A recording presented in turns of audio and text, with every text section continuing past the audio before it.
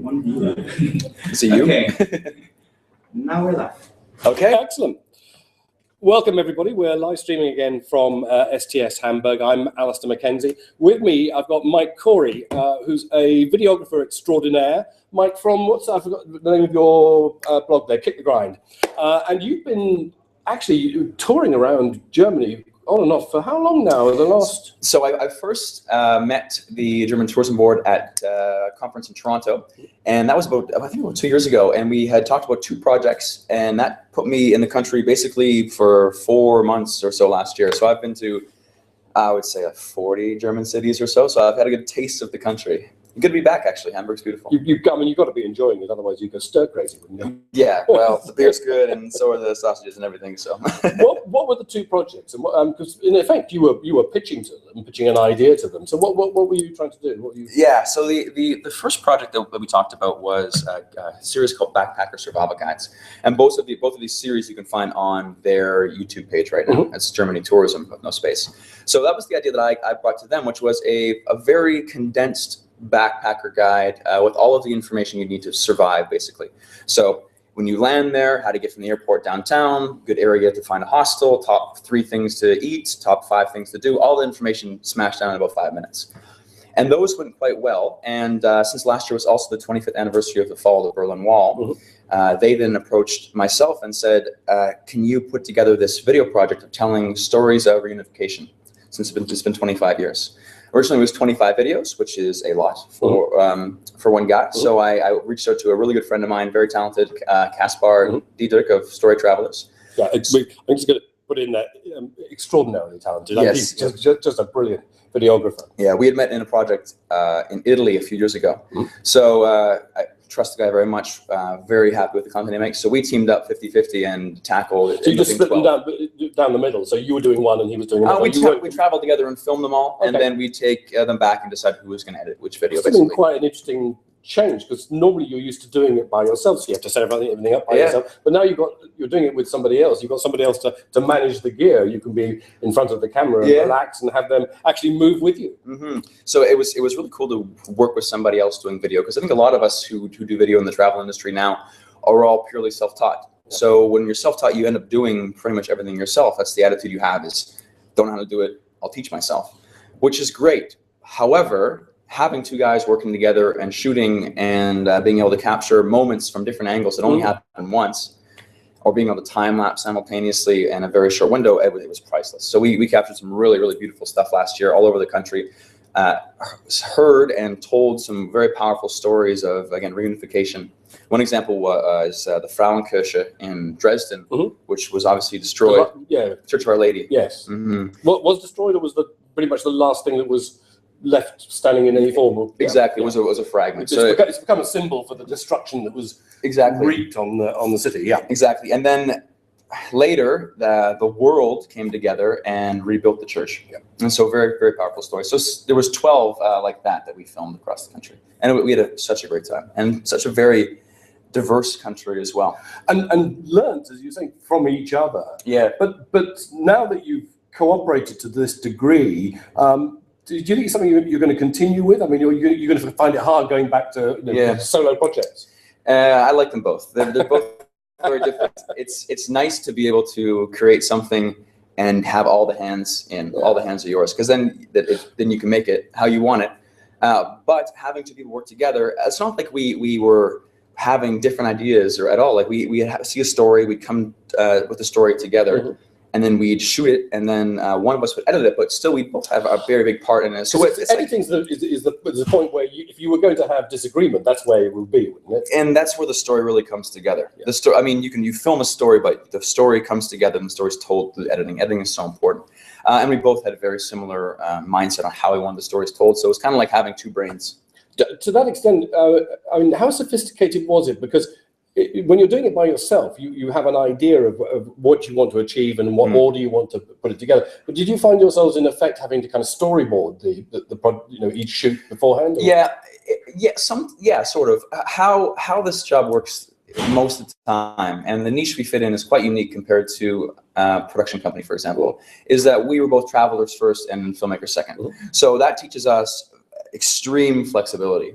And there's no budget to go and location scout before we go, right? So ideally, if you were doing a film, like a Hollywood film, you'd location scout and you plan it, and you'd control the environment. For us, if it's rainy, if it's cloudy, if the tour doesn't happen or whatever is planned doesn't work out, we still have to make it work. Yes. So there was some storyboarding involved, but we'd go with a general idea, but we'd still have to work with the elements that we were just given to by God or whoever, and turn that into a story, hopefully around the same thing, but still a story. And that's one of the most important things. And also rely on your clients, in effect, the tourism boards, because that whole business of support of being able to find locations and ideas, presumably you're quite reliant on the city tourist office and their help guiding you to places and maybe getting you. Did you get special access to places that the public can't go, that kind of thing? Yeah, and important for video is there has to be an action or a movement in the shot itself, or you have to create it. So filming, if you're trying to get good footage, you have to be able to find things where there's action, and that you get a lot of energy out of that. So you're right, we depend on the partners and our clients to be able to help us find those things because they know the locations better. And they did a very good job with that project. And also finding people who can be our tour guide, who understand that and not really focus so much on information. We're very interested in history and those things, but at the end of the day, it wasn't an informational product. It was a emotional we were going for, to inspire people and tell a story and hit people right in the soft spot. You talked right at the beginning about in effect, pitching these two ideas to the German Tourist Board. One of the recurring themes in the blogger community in working professionally with DMOs is this idea of the extended relationship. That's what the industry wants, and it's what we want, because it means that once you develop that relationship and that trust, then it can evolve. I mean, the projects you initially want into new ones. So. In that sense, presumably, I mean, you were working very much hand in hand with the German Tourist Board, and coming up as you were going along on that project. I mean, have you now got other projects in mind, or have they come up with other projects in mind, seeing how you treated the last one? Yeah, we've actually in 2 weeks are beginning phase 5, so the continuation of last year. So the project went well. The relationship we have with the tourism board is great. And it's just good people connecting with good people. And that's what you find in the travel industry. Even here at the conference, one of the reasons I love coming to these places, because very rarely in our lifestyle, we get to just hang out with a bunch of like-minded people, because we're always everywhere. And we know lots of people from being online. Like, we get to talk and exchange tweets and comment on blog posts. But very rarely can we sit down and talk business and just really level on a friendship level. Because besides work, these people, all of them could be my friends, because we all just understand what's important in our lives. So it's something that's unique to the travel industry. I mean, it doesn't matter if you're on like not even on our side, on the media side, as bloggers or as travel journalists or whatever it might be, but actually in the industry itself, it's full of nice people. And I think that part of the reason is because as travelers themselves, they tend to be well-rounded, and they tend to see the world in shades of grey rather than black and white, and that makes for some really interesting people with some amazing experiences. And foundationally, no matter what our job is in the industry, we all are that. We're all travelers, and so we can all get along quite well and have really very powerful business relationships, but also have a bit of a personal relationship too, which is nice, You were talking about the emotional content in some of the pieces that you've done. If there was one that you were going to pick out, what would it be? That we made last year. I have a soft spot for the one I made in Spreewald, which is bit south of Berlin and Dresden, and it's a forest, and there's a series of canals, and they don't really use so much roads there. People have boats, and they get to these different houses, so it's like the Venice of the forest, they call it. And mail's delivered by boat, and I have a biology background, so the natural world always really fascinates me. And going there and just seeing this forest that was really alive and vibrant, and everyone is using the waterways to get around, and they've got a really unique culture there too.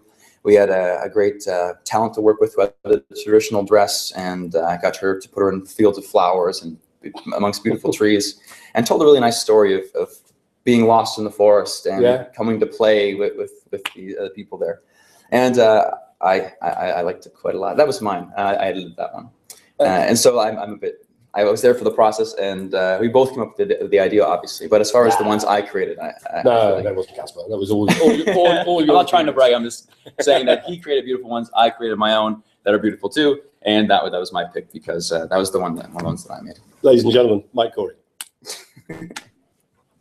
All right. Cool. Excellent. So we're now moving on to the session, the video session. So stay tuned. Excellent. Sorry about that, everybody. I was suddenly got a tickle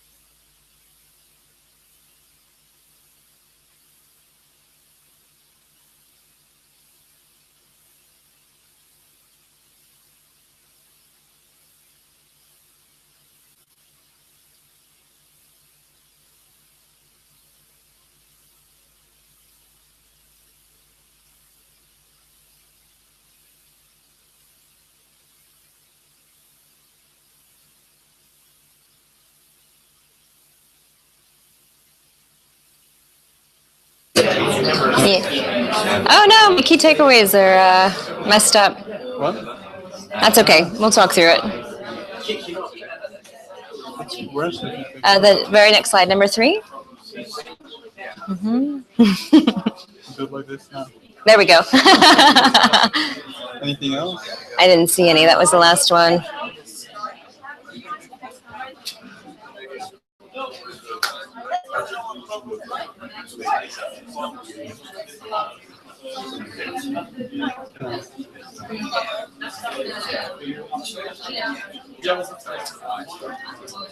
Mike, shall I put up a nice video? Testing. Oh yes, we're on.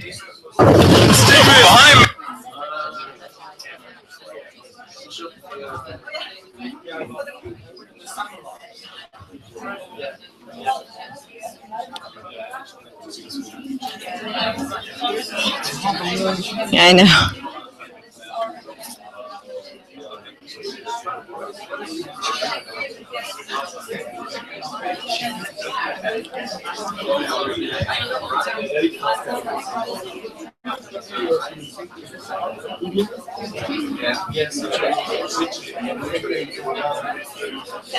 Hi. Is this his video? Yeah.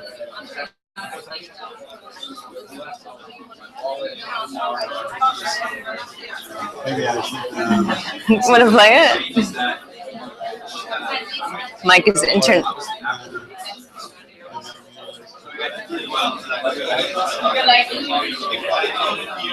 like to make a little announcement before you start. You're just about to start, right?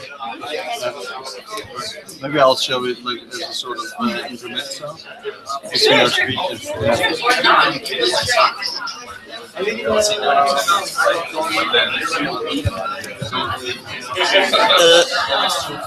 Hey guys.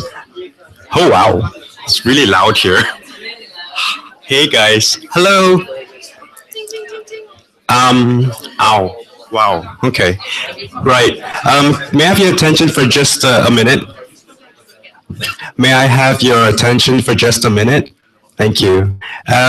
We have the Kickin' in Canada football contest. So take a unique photo and put it up on Twitter and Instagram. Include the hashtag, and you can win a GoPro prize. GoPro, Silver Line Edition, right?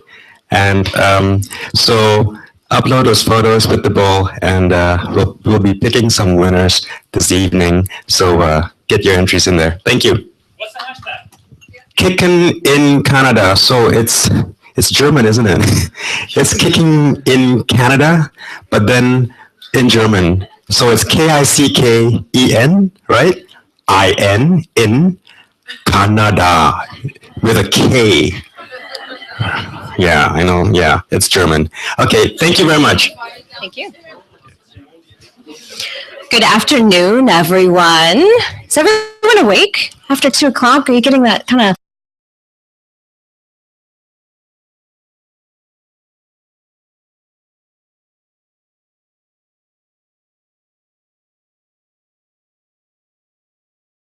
in college, and we used to fire back and forth to each other that everybody needs enthusiasm, but you have to say it with enthusiasm. So I want you to say it just like I'm going to say it. I want to go, everybody needs enthusiasm. Okay, so when I say everybody needs, you're going to say enthusiasm. So right? Ready? Oh, okay, wait, one second. So everybody needs Everybody needs enthusiasm.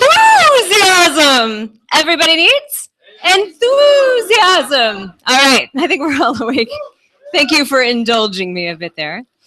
So today, Caspar and I are here to talk to you about video, and I'm going to start off with cell phone videos. And how many people are producing videos now? Just a show of hands. Almost everybody. How many are producing videos like with GoPros or small handheld devices, cell phones? Everyone? How many would like to produce some amazing professional videos like Caspar? I would too. So I'm actually just going to talk to you about smartphone strategies. And I'm going to get my shadow out of the way here. But basically, the same strategies that you would use to produce a professional style video can be used on your smartphone. It's the same storytelling style. So what I'm going to do is give you a couple tricks that are used in documentary style storytelling that's going to help you save some storage space and also save some editing time. So on your cell phones, one of the biggest challenges is that video takes up a lot of room. And so if you have smaller clips in like 3 and 4 and 5 second clips, you're going to save a lot of space so you can actually produce your video and not run out of storage space. It's also going to save you editing time.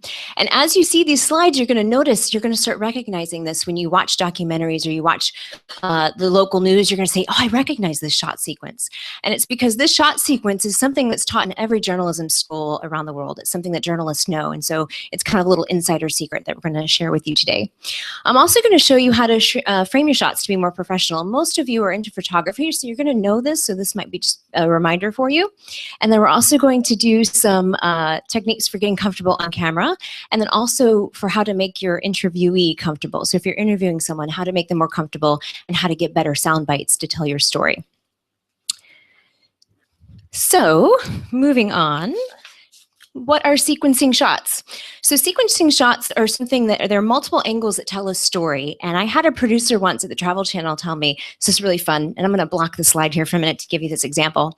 And if you've gone through one of my talks before, you've seen me do this. But how many of you ever go to a destination and kind of put your hands on your knees and do a slow pan to see what's going on? Does anybody do that? Nobody?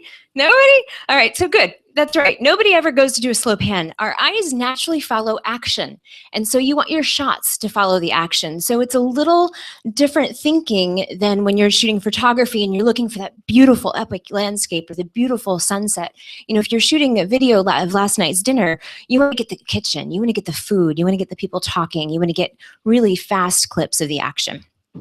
So I'm going to teach you some multiple camera angles to tell that story. This is like teaching you basic grammar, except it's basic grammar for video. And then those 3 shots, there's actually 5, but the beginning ones are close-up, medium, and wide shot. And then the 10-second rule is once you have your shot, you want to hold it for 10 seconds. You might only use 1 second of it, but you need some legs on either side to put your transitions or to have something to edit with. So if you only shoot for 3 seconds and you need that whole 3 seconds, you're not going to have enough there when you get into your editing software to actually make a transition. So here's an example of a close-up. Close-ups are meant to establish intrigue. So if you look at this close-up, you might think, what in the heck is that? Is that bread with hair on it? What is this thing? And that is very good. You want your viewers to ask questions. You want each shot to make them think, well, what is that? Or who is that? Or what's going on? Because that's going to keep their attention and keep them watching your video. This is the wide shot establishing where. So after you saw the bread, you might go to this shot and say, oh, okay, these are some gentlemen in a Cuban bakery and they're rolling out some Cuban bread. So now I know the where. Let's talk about the who. So the sequencing shots are going to help you move through the story. Let me actually show you some examples of those. So here's an example of a woman making pottery.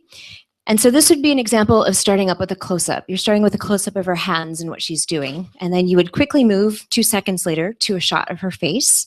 And then you'd quickly move to kind of a wide shot or over her shoulder to show what she's doing. And then you could do one more shot that's just the creative shot. You know, maybe it's you're doing a little bit more longer than 10 seconds so that way you can take it back and do some time lapse with it. But these are the basic 4 shots that are going to tell the story. So if you're shooting with your cell phone, the easiest way to do this is, can I have a volunteer? Anybody? Caspar, come on up. What's an action that Caspar can do? Let's pick an action that he can do. No, well, let's say, you know, okay, for, actually grab your pad of paper there. Let's do that. The ball. Okay, so let's say he's playing soccer. And you're going to really test me now. I don't usually do action. I do food. So he's here with the ball. So if I was shooting this, I would want to start with my close-up. So I would want to get down here on the ground. I'd want to shoot this kick. Whoa! And then I would probably do over the shoulder to show the audience reaction. And then I would go around to his face. and I would shoot his face, and then I would do another wide shot. So basically, rather than stopping and starting and stopping and starting every time, you're just going to record, but you're going to go through these 5 as you're recording. So you're going to move around. And it's a little tricky when you go on blog trips because you kind of make the other bloggers mad because you get in their way a little bit. So you have to explain to them what you're doing and say, these are the 5 shots I'm doing. As soon as I get them, I'll get out of your way, because you're going to get in there to get the close-up because you can't zoom in with your phone otherwise. So let's move on. Do you guys get the 5-shot concept? Okay. So making your shots look more professional in framing your shot, this is really evident when you start to do interviews. How many of you know the rule of thirds already? Everybody. So I can probably skip this. So I can show you some more fun videos later on. But basically, you want to have them intersect within 2 of those points with those 9 equal parts. And you don't want to frame your subjects like this, where there's a lot of space over their head or they're a little too far off to the right. Because sometimes when you import your video and you put it onto your website, his arm might get cut off because not everybody's viewer is going to be the same. So this is a good example of kind of, he still has a little bit more headspace than I'd like, but he's at least within those 2 dots to where you know he's not going to be cut off in someone's video. All right, organizing your shots. So on professional productions, or when I'm working with a client and I'm actually hosting a video and not shooting the video, I see this a lot. This is called a clapper board. And what they usually do is they'll write the production and the scene and the take. And what the intention of this is really for the editor to have some notes so he knows what they're getting ready to shoot. A way you can do this with your cell phone, however, though, is verbally. So before you get ready to go to any shot, because you're shooting a lot of footage and you're on this week-long trip and it's amazing, take a moment to create some verbal notes for yourself. Say, I am here, I'm in this location, this is how you spell it, here's a quick shot of the sign, and this is the website. So that way when you're back in your editing, you're able to really quickly get those notes without having to dig through your written notes or anything. It's right there in the video for you to see. If you're interviewing somebody, you want to have them say and spell their name, say and spell their title, and say and spell their website. So that way you can also type that into your graphics and your lower thirds. And then also the location, where are you? Because you don't want to be searching for this stuff later on. All right, I've got some exciting videos there at the very end. I just added them last minute. So before that, though, I want to go with getting you more comfortable on camera in interviews. How many of you give interviews on camera? Okay. How many would like to start doing more interviews on camera? Okay, yay! And then how many of you actually conduct interviews where you're interviewing somebody else? Anybody? Perfect. One of the things that I want to talk to the people that are wanting to do more interviews, if you're having trouble with doing interviews or you think, gosh, I want to say that differently, one thing you can start to do is really practice. You smile when you're on camera. If you're talking about something serious, you probably don't want to smile, but smiling makes it a little bit lighthearted. It makes it more like a show and tell, like you're talking to a friend. Don't worry about perfection. You just want to be authentic. You want to tell the story, just like you're telling it to anybody back home, or even as you're writing and you feel like you're telling your story to your readers. That's exactly how you want to also be on camera. Some tips I can give you for that if you are still nervous on camera, and this goes with public speaking too, is to read aloud often. You know, if you're just getting started, sometimes you want to just take an article that you've read and read it out loud. Get used to the sound of your voice. Get used to talking to a focus point. I know when we do interviews, we tend to have them look at us off camera, but I know I was talking to a French blogger earlier, and he feels like people really connect with him because he looks directly through the lens, and that's really smart. Then you're looking people in the eye and they feel like they know you. So if you need some help practicing that, you want to start focusing like on a spot on the wall or in your mirror, or even set up your camera and get used to looking at a camera lens as though it's another set of eyes looking back at you. All right, so now to the fun stuff. Has anybody heard of the McGurk effect? Nobody? Okay, good. I'm missing one little slide here, and what this has to do with is the importance of sound. So even if your video is just, you know, your quality is just okay, your sound is probably more important than anything when you're putting it all together. And I know Yvonne touched on this a little bit yesterday, and she said looking for music and finding the right music is probably the hardest thing, because you listen to a lot of different tracks and then you have to get the licensing for it.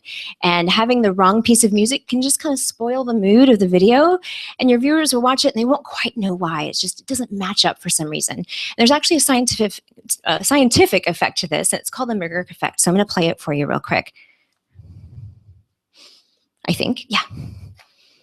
Oh, sound, where's the sound? Oh, you have to have the sound, hold on. Where's our sound man in here? Come, quick. Okay. We're talking about sound, and I had no sound. Oh, we've got to put it back online. Oh, there should be. Well, let's go to YouTube then real quick, and I'll show it. It should be up here. Yeah. All right, let's see if we can play it that way. Play this one. Is it working? Oh, that's neat. Now we have lots of sound. All right, so I'm going to play this clip for you so you understand the McGurk effect. It's going to blow your mind. There we go. No, wait a minute. I don't see it. Oh, you know what? You go with this arrow and then. Oh, I see. Oh, this is it's mirrored. It's weird. It's really weird. Yeah. Here, wait. Next session for STS, where's Keith? We need to have a session on putting together keynote presentations. We are being bombarded by sensory information. Our brains do a remarkable job of making sense of it all. It seems easy enough to separate the sounds we hear from the sights we see. But there is one illusion that reveals this isn't always the case. Ba, ba, ba. Have a look at this. What do you hear? Ba, ba, ba.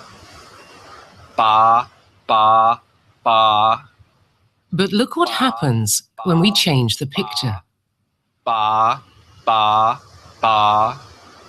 Ba, ba, ba.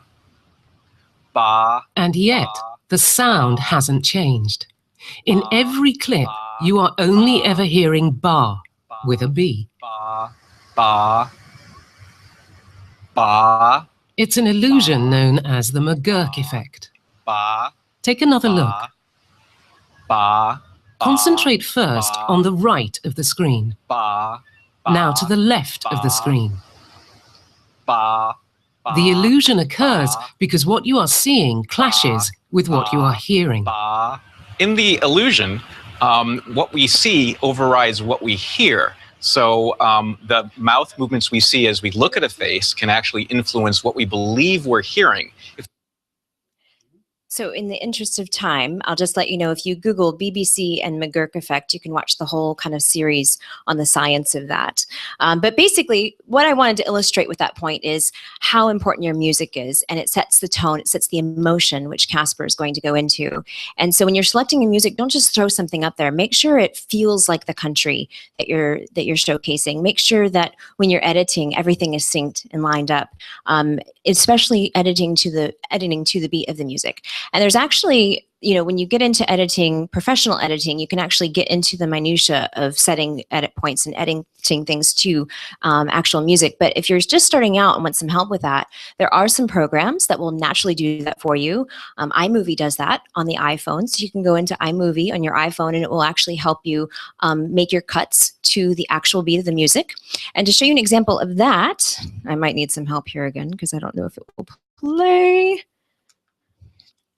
Let's see if this video will play, and if not, nope. Yeah, I'm not sure. We imported these videos like 10 minutes ago, so let's go instead to YouTube, to the internets. Oh, it does play. Here we go. So this video obviously is about India. The music kind of sets the tone for that, and everything is kind of edited to the beat of the music. So when you hear a one count, something changes.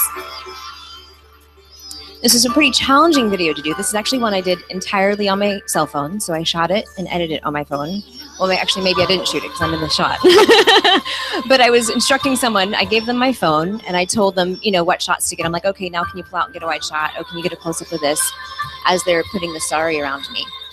And the reason I did a smartphone video for this series, this was actually for 4 seasons, is because they wanted it shot and edited and uploaded and live in less than 24 hours. And you can't do that with regular video. Regular video takes time to render, it takes time to upload, and so this was a good solution to that, was to shoot and edit this on my cell phone. So this is a story about how to wrap a sari. It's got some cool, nice, exotic music that makes you feel like India. So like a coffee shop song would not have gone well with this. A regular guitar would not have gone well with this. We need something that sounded a little bit more worldly and exotic. Has anybody used Animoto or any of those different kinds of programs? I'd highly recommend checking it out because you can add video clips. They have to be less than 10 seconds long. And then what it does is it helps you sync things to the music, and the music is royalty free when you're a subscriber. So you have the rights to use that music. They have different rights. You can use some of it commercially. You can use some of it on your own website, which is also very important. All right, let's see if we can move on. So we inserted that at the last minute, and that should have been at the very end for the music. So I'm going to go back to interviewing best practices. So when you're interviewing somebody, and you've got your cell phone set up, you want to make sure it's stable. You want to make sure it's either on a tripod, or selfie sticks are actually great for that now because you can actually hold your, phone sideways and then put it in a tripod. So that way you've got some stability. And then you're just going to hit record and you're going to talk to your subject. And one of the things you want to instruct them to do is to reword your question in their answer. So if I say, do you like Hamburg? You might just say, yes, I like Hamburg. But if I say to you, what's your favorite meal you've had so far in Hamburg? That's going to get you to start telling a story. But I don't want you to just start telling that story of, oh, we had this great, sausage last night. I want to instruct you as my interviewee to say, please rephrase my question in your answer. So you're going to start by saying, my favorite meal I had is, and then describe it. The other thing you want to remind yourself to do is to be silent when they're speaking. You don't want to talk over them because you're going to kick yourself when you're editing and you hear your own voice in the background because it's going to confuse your viewers. So what I like to do is I like to tell people that I'm going to give them silent feedback. So I'm going to be interviewing you and I'm going to go, and I'll do silly things because it's going to get you to smile and it's going to get you to laugh and it's going to make you more comfortable on camera. You're going to be natural. You're going to be more yourself. But I got to tell you, I'm doing that beforehand. Otherwise, you're going to think I'm crazy. So it's good to give them silent feedback so that way you're not talking over them, but they know that they're doing a good job. And it also makes them feel a little bit more comfortable on camera. And then you also want to do just a couple seconds of silence between takes because you're also going to need that little bit of room for editing when you put your video together. When you are shooting videos or when you're shooting interviews, I would just let it roll. So rather than stopping and starting in between like we did with the 5-shot sequence where you only want 10 seconds of each shot, when you're doing your interview, set it up, hit record, and just have a conversation. Just remember to do those 5 seconds of silence in between each question. But what that happens is it gets the person to forget that they're on camera, so they feel more comfortable. Because if you're starting and stopping and starting and stopping, they're like, oh, I'm recording again. Oh, I'm recording again. And if they're not used to being on camera, that's going to make them nervous. And so if you just set it up and forget about it, you're going to get most of your best sound bites towards the end of the interview because they're going to forget the camera's even there. And then also it's good to have, and you'll notice this in like news and documentaries and stuff, they'll look just off camera. So what I like to do is I like to stand next to my camera so my shoulder's almost touching it. So their eye line is just with it, but that way they're talking to me and they're not having to look at the camera. So it's different than when you're hosting or if you're looking at the camera trying to connect to your own audience. But if you've got this great person and this cool character you've met in some destination and you're interviewing them, you want them to be as comfortable as possible. So just to recap, you're going to save storage space and editing time by doing that 5-shot sequence and just getting 10 seconds of each of those shots. You're also going to make your shots more professional, which all of you do already since you're also photographers with your rule of thirds. And you're going to get more comfortable on camera and make your interviewees more comfortable and also make sure your music definitely fits it, which goes into Caspar's talk about emotions. So we're going to call him up here next. Yeah.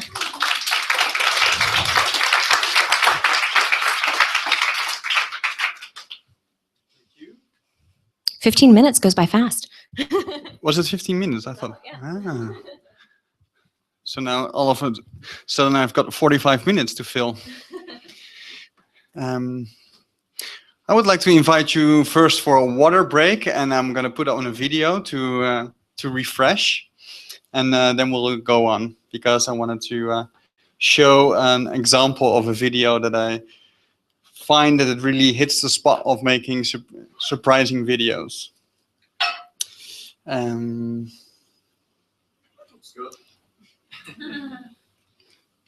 Where is it again?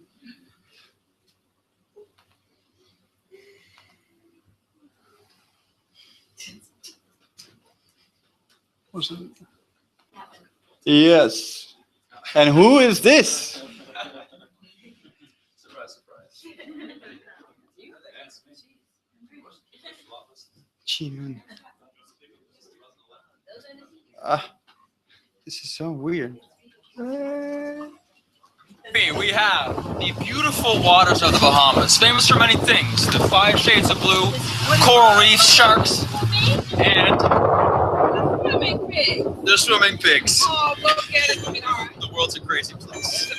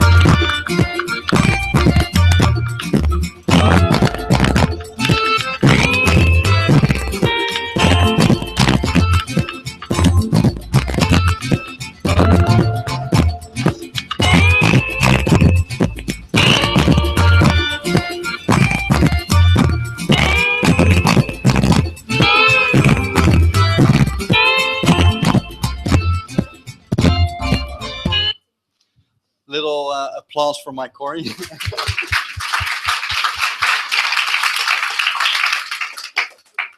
Well, I think that's a great example for how simple a video can be and how striking it can be. I think you didn't even plan it, the shoot. You were just there, and So that was in 2011, and since then it's actually blown up quite big, the swimming pigs. But it has 500,000 views. Yeah. They didn't even tell us it was on the itinerary because we were swimming with sharks at the end of the day. And the pigs was an add-on. And actually, it was scarier swimming with the pigs than the sharks. The sharks were harmless to the pigs. They were trying to eat the camera, trying to eat my head. So the hooks are really sharp too, and they were kicking around like a bunch of pool cues underwater. But it was an experience that was they just dismissed. But honestly, it's quite a cool one. Yeah, I think it's a great example to, just be open for the moment and see what happens. And I think the effect of this one is the surprise effect. It's something that you don't expect. Pigs and water. It's not something that you put together, and not even in the Bahamas. Okay. Today I'm going to talk about transmitting emotions via visual storytelling, and I want to welcome you into my cave, because this is actually a cave. This is next to my village where I live, and those are my friends, and we're jumping of joy in the sky. And for me, it's a very iconic picture, because for me it communicates like the power of an image, like the joy you can feel from one single image. And I'm trying to guide you through my brain how I think about telling stories with moving images, and why it's relevant and impactful for campaigns and everything that you're doing as a blogger. And before that, maybe I should clarify the word storytelling, because it has become quite a buzzword, and you hear it everywhere, and it's already a few years that people use it a lot. But still, the question comes up: what do you mean with storytelling? And actually, I take it quite literally, and it's telling a story, and we've always been doing it, telling stories around the campfire. It's something that we that we are used to do. It's in our genes. It's how to transmit emotions, but also stories. And people like it. People engage to it and feel emotions when the story is good. The only thing that has changed in the past couple of years, and maybe the past couple of 15 years with the internet boom, that's the way we tell stories, but also how we consume stories and how we share stories. So it's like quite a big field, and the swimming pig video is a way of storytelling, because you tell in an easy video, a simple video, you tell like the whole scene and the emotions of the experience. But it can also be a bit more artistic, like we do for the German Tourism Board. We've done 12 videos, and we were invited to, as artists, to have our own interpretation of 12 different places in Germany.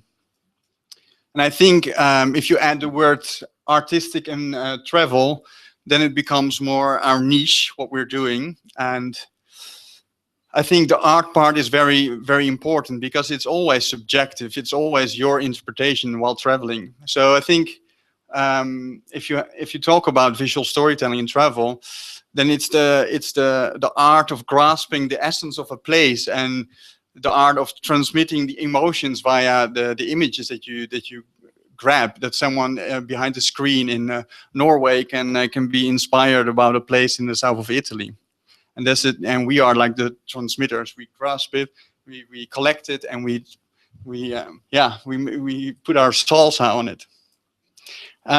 This is one video that we made for the German Tourism Board, with the German Tourism Board, and it's of quite a familiar place for most of you.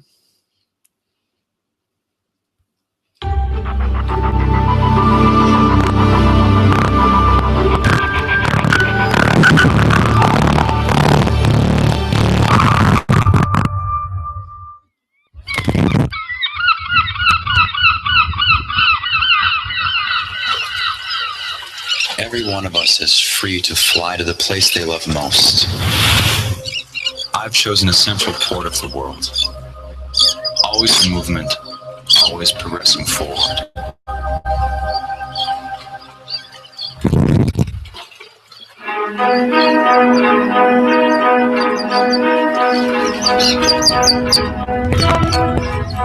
On a river of inspiration that never dries out. Fly with me into Scar. Hamburg.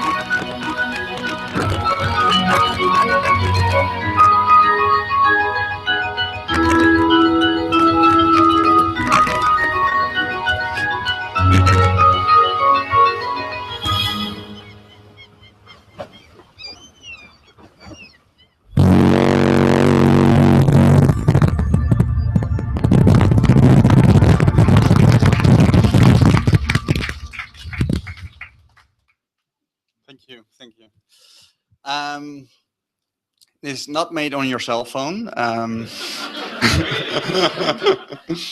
Yeah, I did it in collaboration with Mike Corey, my friend and favorite colleague, and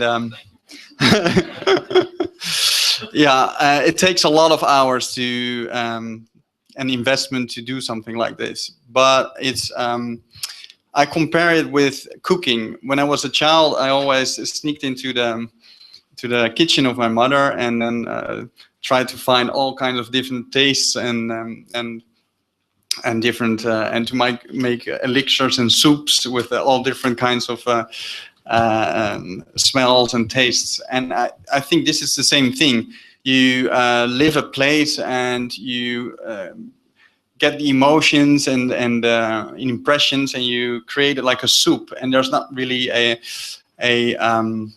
recipe for that. So you have to be a little bit crazy, actually.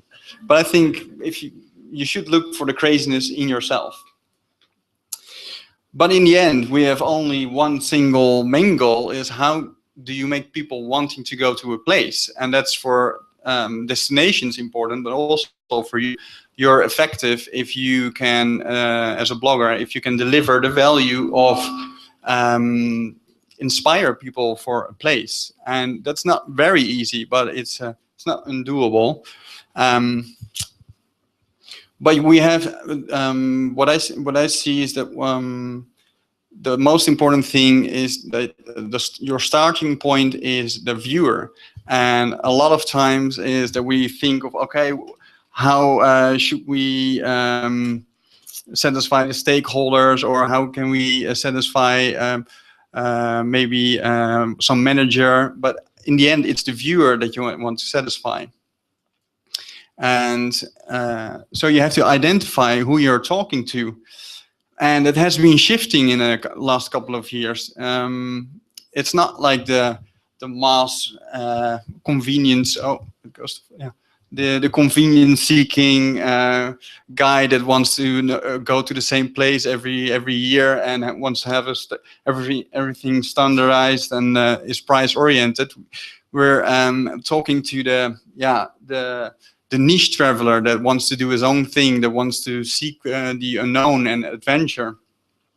It's a traveler that's more conscious and wants to make contact with people, try new things, and not being closed away from the local people. And I think that that also asks for a different type of communication, and not like the institutional communication that we've seen a lot. So time has changed. Basically, yeah, I've put two columns, and basically advertising has become storytelling, and instead of pushing something through the throat of someone, you want to flirt with people, you want to invite people, you want to invite other people to tell about you. You don't want to tap your shoulders yourself, or say, hey, make the brand bigger. Yeah, you want to work with regular people that actually people can identify with normal people. But if you like an agency, if you have actors that are at the swimming pool, people feel that it's not real. So it's we've got a very important asset, being an authentic and independent traveler. And with, yeah, I think that has a lot of value in it also for your destination. I've seen quite some talks about like numbers and tweet impressions, and I think it's super important. But I think the point from which you should start is actually creating exceptional content. Like the Pigs video is exceptional, and that's why it has 500,000 views. Because it travels by itself. If you're able to create something that has a viral component in itself, then you're not pushing like a car with square wheels, but it's you have to lubricate your content. Like it has to be shareable, and that's a very high value.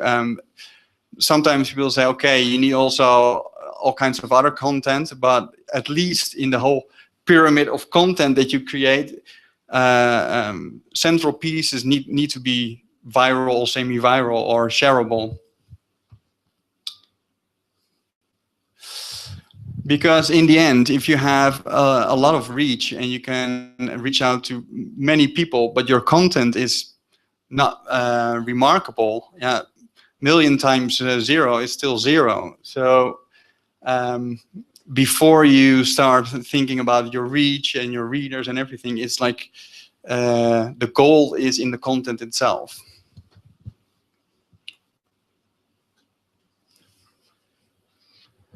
Yeah.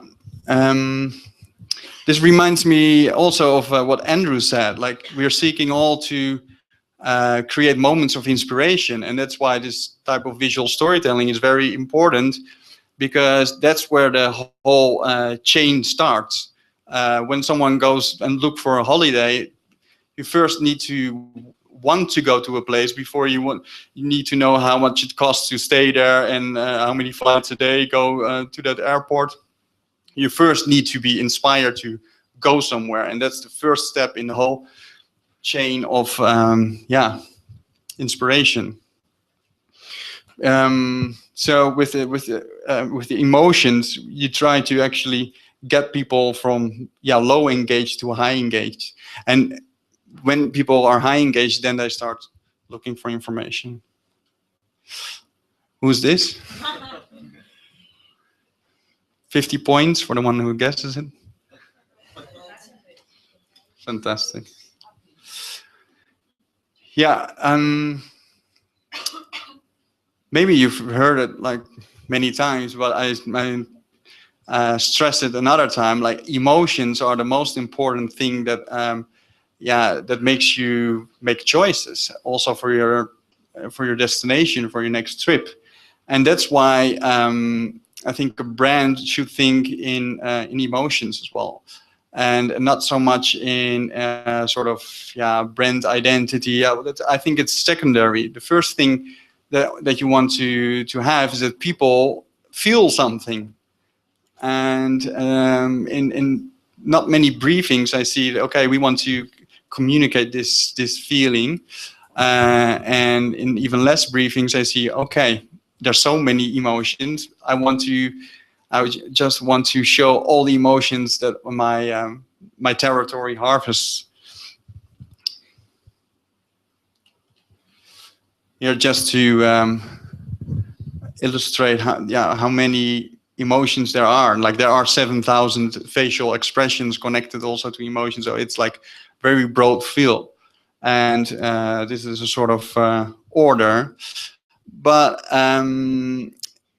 it's useful to dive into that and actually ask the question: what kind of emotion do I want to grasp here in this video or in this photo? So I've got a few pictures, and just to illustrate how one picture can trigger emotion. Does someone feel anything? An emotion? A wet kiss. A wet kiss. What kind of emotion does it give you? Love. Yeah.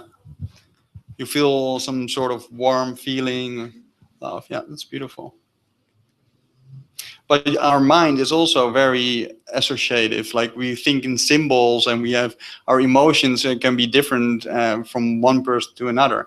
And that's the interesting thing with filmmaking, that it's not like one thing. Like the emotion it's in the film, but it's also provoking different kinds of emotion. For example, this picture that I shot in Australia.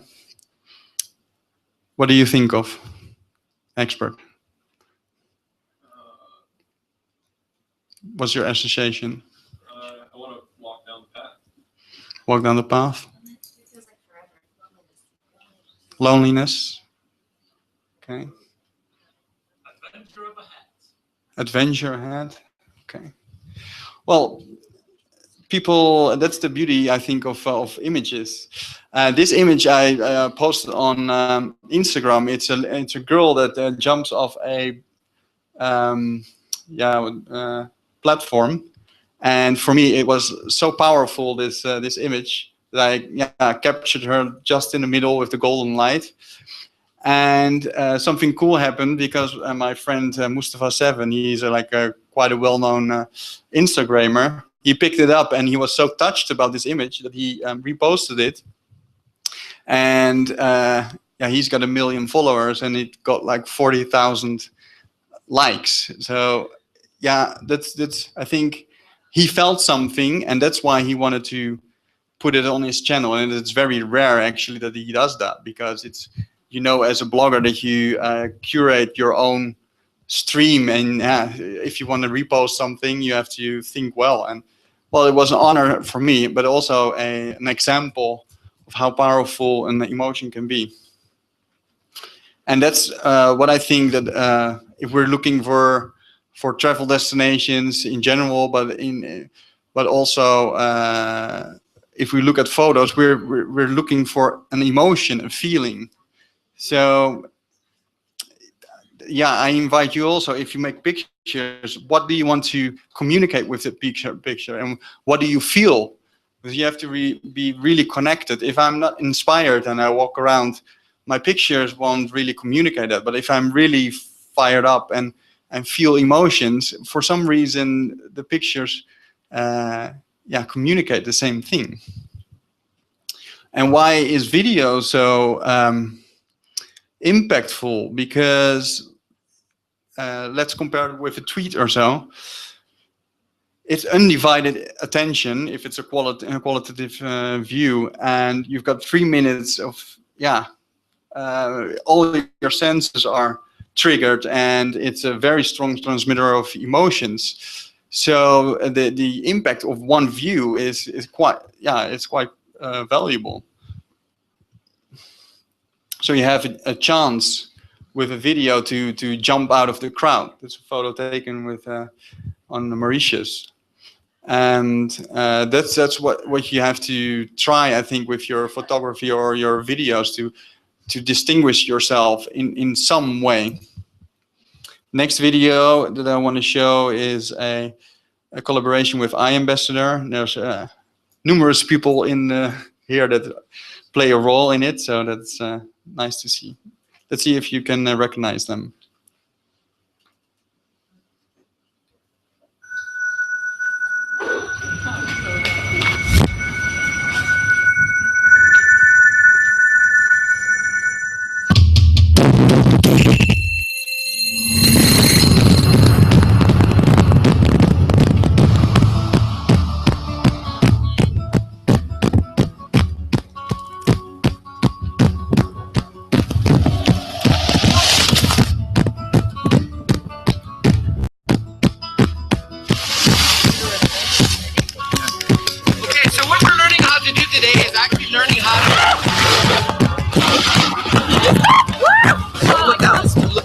Slide. There we go. Always finding balance. Do you guys ever become adepts? Mission? Rotation.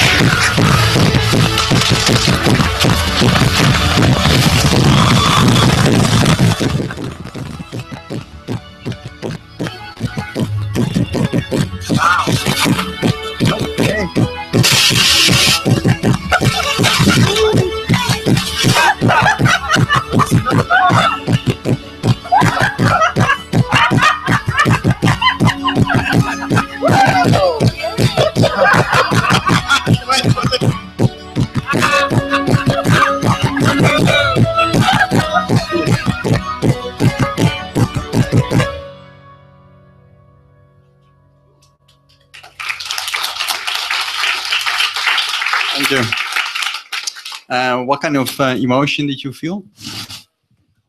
Did you feel anything? I did, yes, definitely. I was wondering how it worked. That they were all beginners, right? Yeah. Snowboarding beginners. Yeah, exactly. They looked like pros, like a couple of days. Yeah. Half of us was pro, and half of us like Mr. over there. My emotion would have been, how do you say? I admired what they did, what they learned. Someone else has to happiness, friendship. Cool. Does anyone want to go there actually? It's yeah. It's, yeah.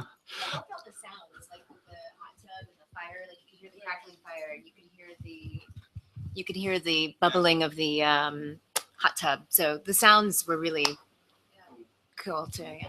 Thanks.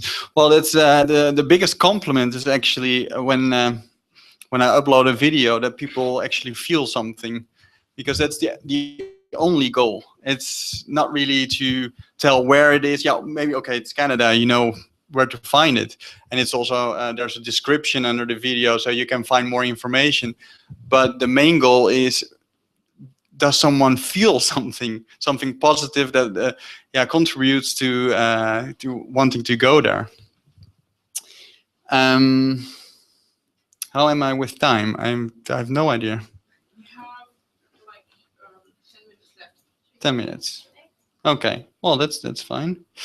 Yeah, we have 5 minutes to Q&A, and I have 10 slides, which are 10 ingredients for a successful campaign. I will just go through them quite fast. Like all pictures, by the way, are mostly shot in Germany. This is a nice place of mussels in Saarland. Yeah, I think that those ingredients, you can interpret them as a tourist destination, but also as a blogger. And first of all, obviously, emotion is the number one. What is your emotion? Put emotion in it and determine what kind of emotion you want to provoke. 2, put some art to it. Like art is a way to express yourself, and it's very unheard actually in the travel industry to add an artistic view to your story. But that can absolutely make a difference between a mediocre video and a video that's really distinguishing.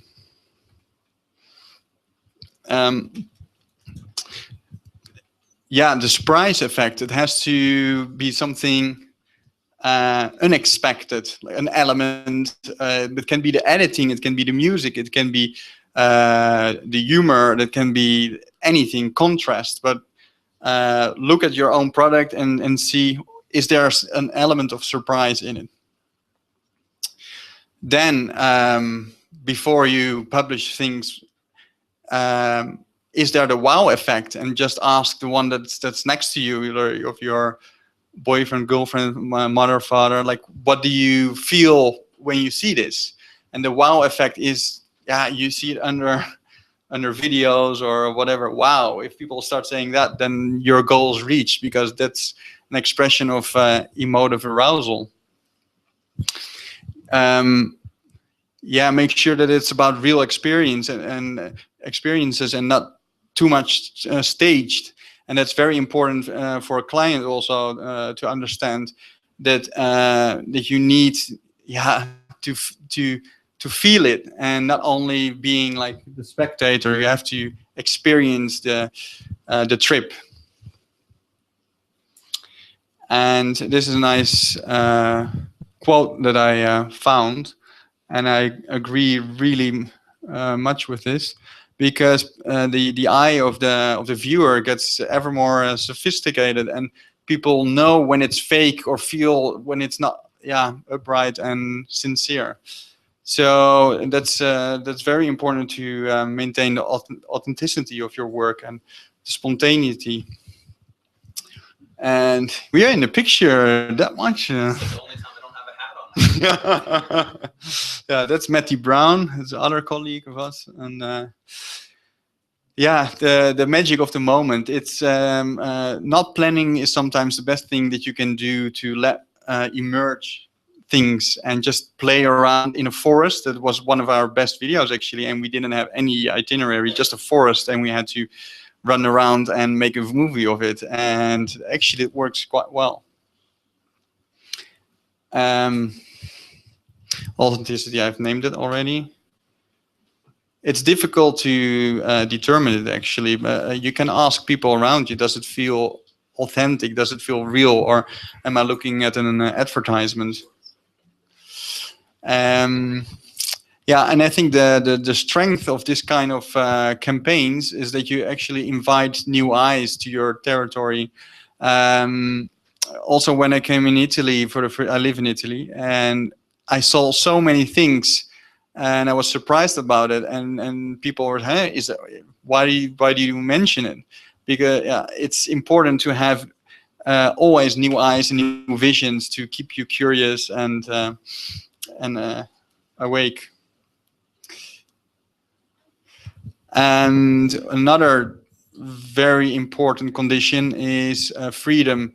I think the more free you are as a blogger to do your work and your own interpretation, the better the product gets. And that's sometimes difficult also for a tourist destination to leave you completely free. But I think it pays out very well, because yeah, you're not hurried, and the outcome is not like determined, so you can actually surprise also your client, and the tourist destination can be also surprised with the result instead of fixing the output already. And another strong component is that it has a high user-generated feeling. So don't try, as a tourist destination, don't try to brand it too much, but more facilitate everything and use the powered by instead of bombardment with logos, and that you're forced to put shots in of the maybe the fundraisers or because it's gonna decrease the impact of your video. It needs to be completely artistic and user generated. All right, thank you.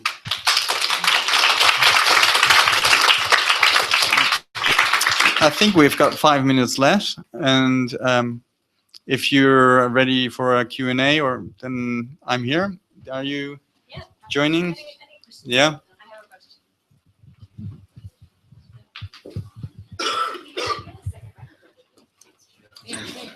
Oh, there's another one. So you said that sometimes it's better not to plan anything, but like a trip like this one, for example, to Canada. Did you plan the shots? Did you plan what you wanted to do? Or did you have an idea of the story beforehand? Or it was just happening while you were there? I think it's important to have a clear border, like a container. So the idea was, okay, show that Canada is very close and that it's easy to reach and that you can start learning snowboarding. But for the rest, all the shots are just spontaneously, they evolve, because I was also on the trip, and the trip was evolving. So I think it's important to set the lines, but don't fill it in too much. So you don't plan the shots at all? No, no. Sometimes I have an idea, and then I say, okay, guys, stand in a row, and now I want to do this. Yeah, as a video artist, you have to be open sometimes you get like ideas that come out of the clouds, or it's very unrational actually. Melvin, hello. Can I go? Okay. And there's some beautifully shot, beautifully edited videos there. Thank you. I'm interested to know if you've got any really good examples of what those videos have been used for, beyond sharing on blogs, posting on YouTube, putting on your client's website. Some really strong examples of those campaigns. Like used for other, what do you mean? Because we upload them, and like the only goal is actually to spread them around and to spread the inspiration. I mean, your clients like Germany, having the 12 videos, any sort of innovative ways of then taking that content and using it? Yeah, maybe you can answer that. I don't know. Do you use it elsewhere? Yeah, at home. No. Your home theater. We provide it also to our partners, so they can use it, put it on their websites, and use it offline for workshops, press conferences, whatever, to promote the topic worldwide. So yeah, and of course we use it online and in social media. Are you kind of cutting them into Facebook and that's smaller? No. We haven't done this yet, but we should think about it maybe. I don't know. But I think that's not a kind of Facebook content from my point of view. So, and it shouldn't be destroyed like that, just to put it on Facebook. It's hard to cut it up. Like, yeah, you could make some teasers. You can think of a strategy that you have like a short teaser on Facebook, because Facebook is not really liking YouTube lately. So yeah, there are strategies to do that, but we haven't been doing that now. Some people even don't upload it to YouTube because it's the quality is less high, and they stick to Vimeo because they want to be faithful to the images. Like with the video with Canada, where we were like 4 bloggers and you were just like following us, and we had a typical blog trip campaign itinerary, but we are just like shooting, but in the end you create a story out of that. Normally there's a production with a storyboard, and they shoot it again and again, and it's all planned uphand. And I mean, you have to do it pretty much like in your brain already, or like what's the trick to create this kind of story just like on the go? Yeah, I think that we're all artists, and if you trust that you have some associations or ideas at the spot, then you'll be surprised how many creativity comes out instead of planning it too much. So it depends also on the group and the trip. If you have an amazing trip, then also you guys, you help me, like, hey, do this and do that, and it's a sort of working together. If I can jump in for a second. Hi. Yeah. So we were travelers first, and one of the skills you learn as a traveler is to be really flexible. So I think being able to go on these shoots and not be able to have a budget to go location scout and all that crazy stuff, really the benefit of being flexible is that we can go to a spot, not exactly know what we are going to shoot yet, or things can change, the weather can change, tours can be canceled, whatever, but still use that flexibility to tell our story. It's important to have an idea of the story you want to tell before you go. But because we're travelers, things can always shift when you're there. So personally, like we would always think about the story we wanted to tell. We'd often ask you if you could show the video in a single picture. What would that picture be? So we have an idea of what the client's looking for, but also what story is important there, and then going from there. But it's really hard to plan, obviously, because you can't plan the weather, can't plan other destinations. Yeah. I have to tell you, I'm very sorry that we have to make a stop here, but all of these awesome people will be here, of course, the whole day and the whole night. So if you have individual questions, I have like 20,000. Sorry. I have only one question. Yeah. I'm actually also looking for someone that helps me getting my videos and photos out. So that's the only question I have. Of course, we all have to share your awesome videos, all of yours. Of course, you know who what their handles is. You'll find them on YouTube and stuff. So please do share the awesome videos and their great work. And I get inspiration from your videos, and I would want to do some stuff like this, but I can't. Anyhow, thanks so much, both of you. It was a pleasure having you here. And of course, it goes on. The STS goes on. We have a very small break, and then I would like to go up to the east to the big conference room, where we'll have the outcomes of a think tank, the first outcomes, and then the surprise show of the social maze. You have no idea where it is, but yeah, be surprised. 3:30 is when